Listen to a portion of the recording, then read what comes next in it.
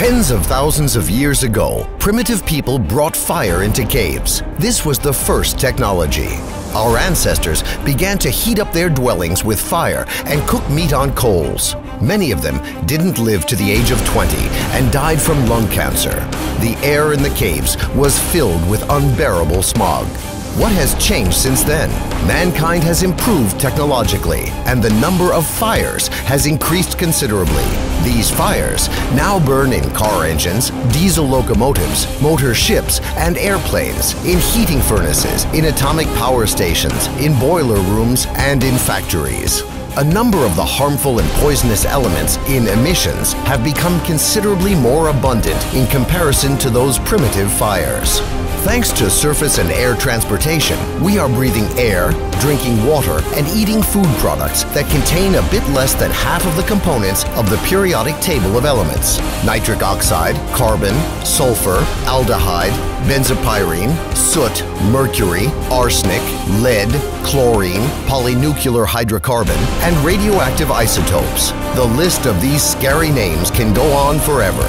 It is precisely this atmospheric cocktail that we get whenever we go to the park to breathe the fresh air. The increasing number of motor vehicles has caused the concentration of these harmful substances to become lethal.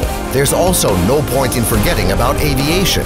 Each launch of a heavy rocket, as well as every flight of a multi-engined aircraft, creates a hole in the ozone layer that is comparable in size with the area of a European country.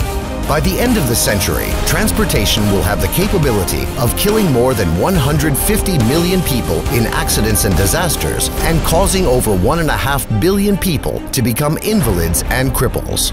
How to avoid making this monstrous sacrifice? How to keep our planet green and not ash gray? Ride horses? Walk?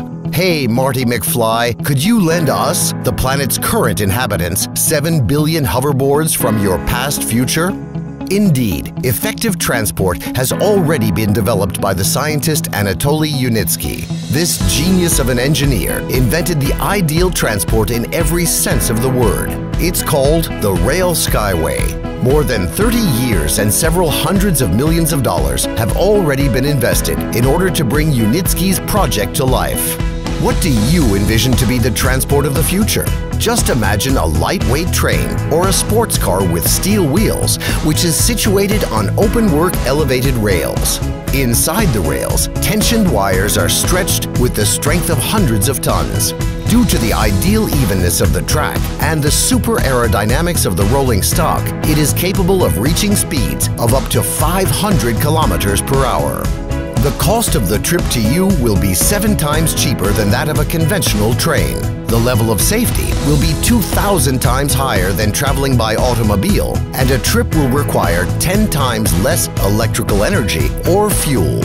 And that's not the whole story. The tensioned wire rails are mounted onto lightweight but exceptionally durable supports that make it possible to save the layer of fertile soil, which is currently located under highways and railways, from destruction, an area 4 times greater in size than the total territory of Great Britain.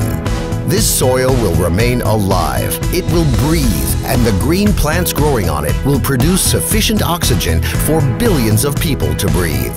In order to implement this form of transport all around the world, it must be compared with equivalent amounts that have already been spent, which today is approximately the same cost as 2 or 3 football players or 1 or 2 paintings by not even the most famous of impressionists. And it is possible to make this a reality with only public funding.